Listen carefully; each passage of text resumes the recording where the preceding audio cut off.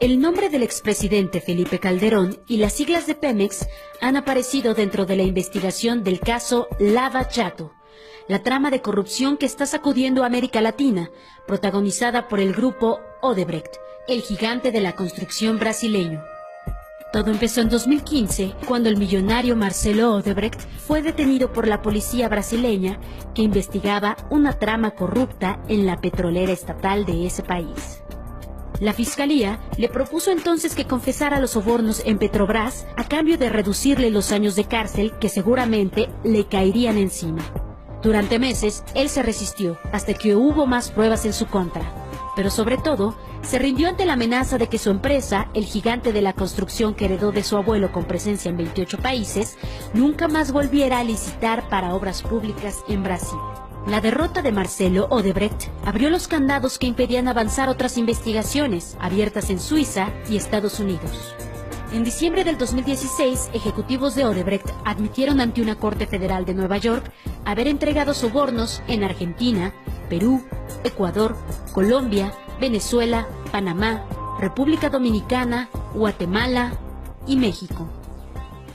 El nombre de Felipe Calderón apareció en un correo electrónico entre dos ejecutivos de ese consorcio, Roberto Prisco Ramos y Alexandrino Alencar, quienes gestionaron una reunión entre Calderón y el expresidente de Brasil, Luis Ignacio Lula da Silva, para cerrar un negocio en Pemex que les dejaría ganancias de unos 2.000 millones de dólares anuales.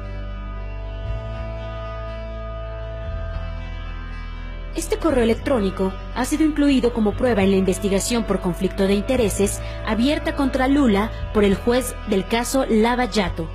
Roberto Prisco Ramos, quien envió este correo, era en ese momento el director de Braskem, la filial de Odebrecht, que estaba por cerrar el negocio por la planta de etileno 21 en Veracruz.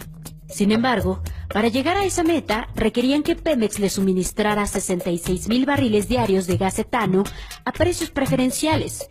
Y así sucedió, aunque Pemex ha reservado esa información por lo menos 20 años.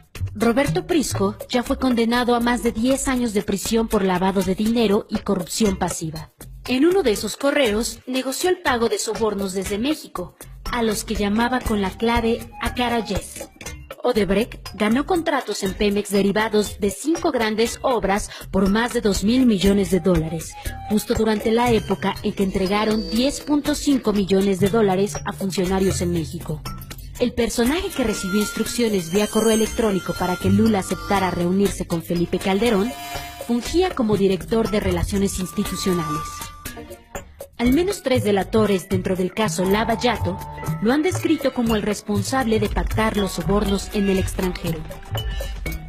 Alencar fue condenado a 15 años de prisión, también acusado de delitos relacionados con actos de corrupción. En febrero de 2010, Calderón y Lula tuvieron un encuentro privado en México dentro de la Cumbre de la Unidad Latina y del Caribe organizada en Quintana Roo.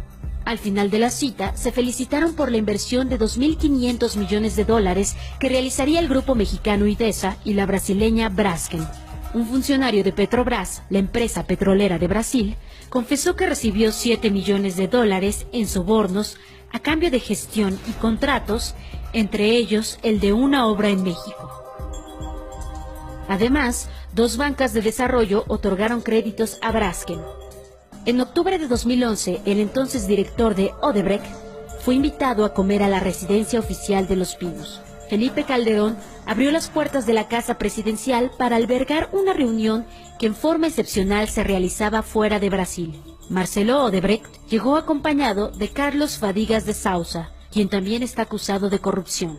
9 meses antes de esta comida, Calderón se había reunido con Fadigas en el marco del Foro Económico de Davos, en Suiza, país en donde Odebrecht movió 211 millones de dólares en cuentas secretas para el pago de sobornos. En 2010, Odebrecht patrocinó al organismo oficial para combatir la corrupción en México, la Secretaría de la Función Pública, para la organización de un encuentro internacional de control de obra pública. Paradójicamente, la misma función pública ahora en el gobierno de Enrique Peña Nieto investiga los pasos de Odebrecht en México.